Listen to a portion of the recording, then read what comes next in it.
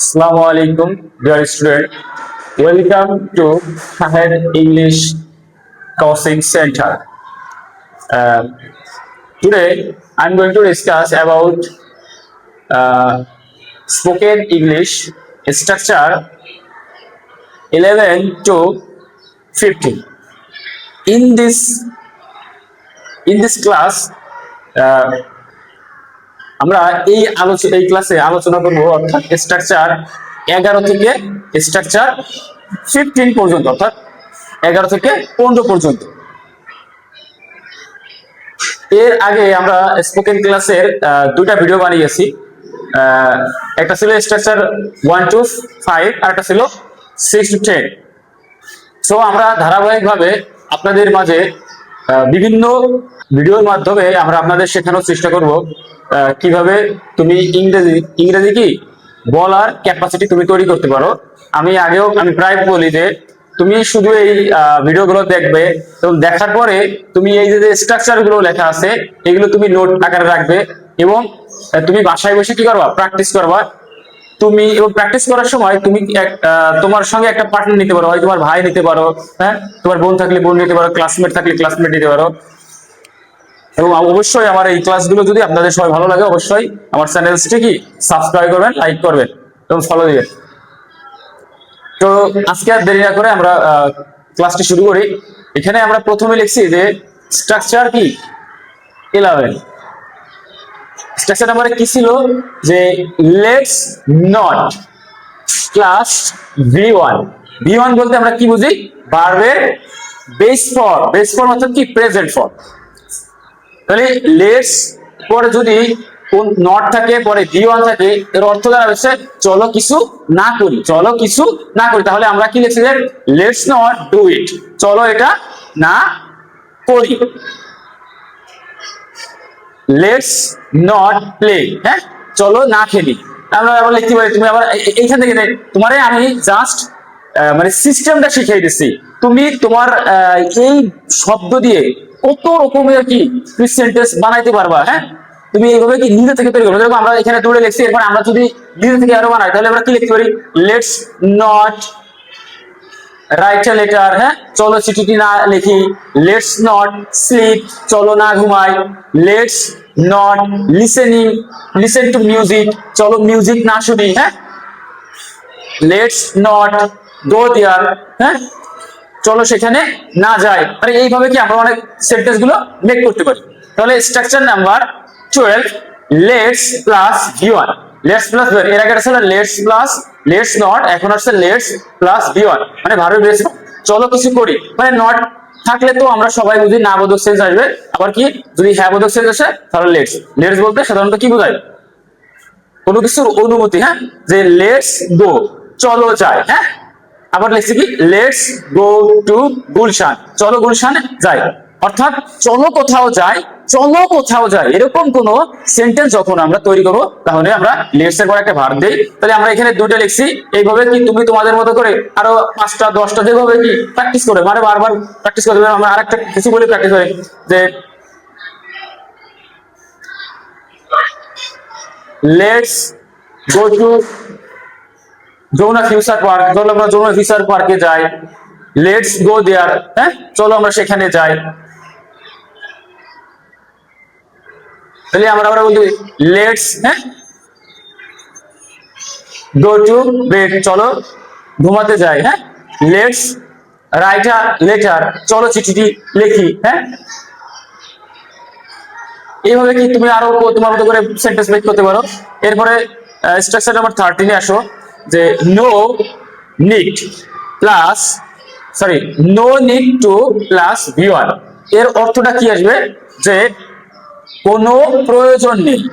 No need to, এরপর তুমি ভার্বের একটা বেস ফর্ম দাও, প্রেজেন্ট ফর্মুলা, তোর অর্থটা কি আসবে, কোনো প্রয়োজন নেই। তাহলে কেমন অর্থ আসতে পারে, দাও নো নিড টু গো, যাওয়ার প্রয়োজন নেই। আর আমরা লিখতে পারি নো নিড টু রাইট, লেখার প্রয়োজন নেই। নো নিড টু ডু, করার প্রয়োজন নেই। নো নিড টু গো দেয়ার, সেখানে যাওয়ার প্রয়োজন নেই। নো নিড টু স্লিপ, ঘুমানোর প্রয়োজন নেই। নো নিড টু প্লে, খেলার প্রয়োজন নেই। নো নিড টু, এরপরে তুমি দেবে নো নিডের পরে কি তুমি যা দেবে একটা ভার্ব, নো নিড টু, হ্যাঁ তোমার যে কোনো ভার্ব তুমি দিলে কি একটা অর্থপূর্ণ সেন্টেন্স হয়ে যাবে। তাই এইভাবে কি তুমি সেন্টেন্স গুলো প্র্যাকটিস করবে। এরপরে আমরা স্ট্রাকচার নাম্বার কত 14 এ আসি। এখানে আমরা কি লিখছি, ইট ইজ টাইম টু প্লাস কি V1 বলতে কি ভার্বের বেস ফর্ম। তাহলে এখানে অর্থটা কি দাঁড়াচ্ছে যে ইট ইজ টাইম টু গো মানে কি সময় হয়েছে, অর্থাৎ কোনো কিছু সময় আছে, এই যে সময়, ইট ইজ টাইম টু মানে এই যে সময়, হ্যাঁ এখনই সময়, এরকম কোনো কিছু মানে এরকম কোনো কিছু তোমার তুমি কাউকে কথা বলার সময়, হ্যাঁ তুমি বললে যে কি এখন কি লেখার সময় হয়েছে, হ্যাঁ এখন আর কি করা যাবে না, খেলাধুলা করা যাবে না, এখন পড়তে বসার সময় হয়েছে, হ্যাঁ এখন এই যে সময়গুলো হয়েছে এই সেন্স গুলো যখন তুমি আনতে হবে, তাহলে এরকম সেন্সর কি তোমার একটা অর্থ জানতে হবে না, তোমার স্ট্রাকচার সাজাইতে হবে নাকি। তাহলে এই জন্য তুমি এই নিয়মগুলো কি এভাবে কি প্র্যাকটিস করতে পারো। তাহলে it is time to run, দৌড়ানোর সময় হয়েছে, it is time to go to class, ক্লাসে যাওয়ার সময় হয়েছে, it is time to sleep, ঘুমানোর সময় হয়েছে, it is time to go to new market, new মার্কেটে যাওয়ার সময় হয়েছে, it is time to write write a letter for you, তোমার জন্য একটা চিঠি লেখার সময় হয়েছে।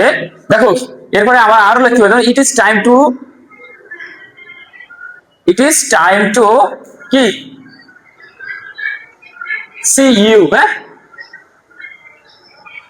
তোমাকে দেখার সময় হয়েছে।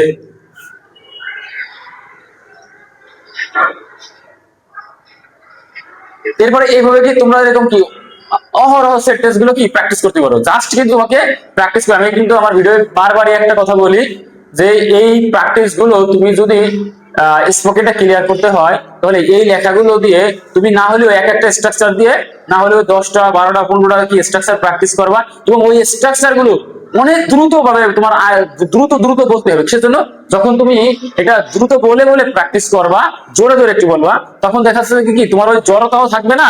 আর তুমি যখন কোনো কিছু যখন ভাববা, অর্থাৎ কি মানে তোমার সেন্সটা যেটা প্রয়োজন হবে, যে সেন্টেন্সটা লাগবে অর্থাৎ যে স্ট্রাকচারটা লাগবে, তোমার অটোমেটিক কি তোমার চলে আসবে। এজন্য কি করতে হবে, বারবার প্র্যাকটিস করতে হবে। প্র্যাকটিসের এইগুলো যখন পড়বা একটু যাতে স্পিড আসে, হ্যাঁ okay. Structure number 15, B B sure two, B sure two plus V1, নিশ্চয় করো বা অবশ্যই করো এরকম আসে নাকি। তাহলে বি শিওর টু গো, অবশ্যই যেও, দেখছো be sure to come at কি, be sure to come at, suppose আমরা এখানে দিলাম এট 7 PM, হ্যাঁ 7 PM 7টার সময় অবশ্যই এসো, হ্যাঁ তাহলে কি বি শিওর টু রাইট, হ্যাঁ রাইট আ নভেল, হ্যাঁ উপন্যাসটি অবশ্যই লেখো। আবারও বলতে পারি যে বি শিওর, হ্যাঁ টু কাম, তুমি কি অবশ্যই এসো। তারপরে আমরা শুধু এখানে বলছি বি শিওর টু কাম, অবশ্যই এসো। আর এই কামের পরে যদি তুমি কোথাও আসতে বলো কোনো সময়ের ক্ষেত্রে, তুমি এক ডে করে দিয়ে দিল, তাহলে তোমার হয়ে গেছে। এখন তুমি কি যদি আমি বলা হয় যে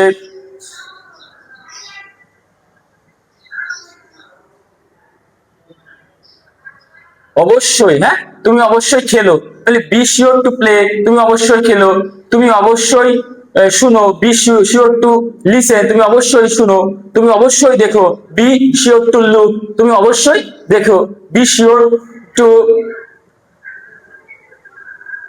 গো টু স্কুল, হ্যাঁ তুমি অবশ্যই স্কুলে যেও। তার মানে কি এই দেখো যে আমরা জাস্ট কি শুধু কি প্রসেসটা তোমাকে ধরে দিচ্ছি, কিন্তু তুমি কিন্তু এখন বুঝতেছো যে আমার এই সেন্টেন্সের কাজটা, এই স্ট্রাকচারটার কাজ কি। তাহলে আজ আর আমি সময় বাড়াবো না, তো তোমাদের সবাইকে ধন্যবাদ, থ্যাংক ইউ, আসসালামু আলাইকুম।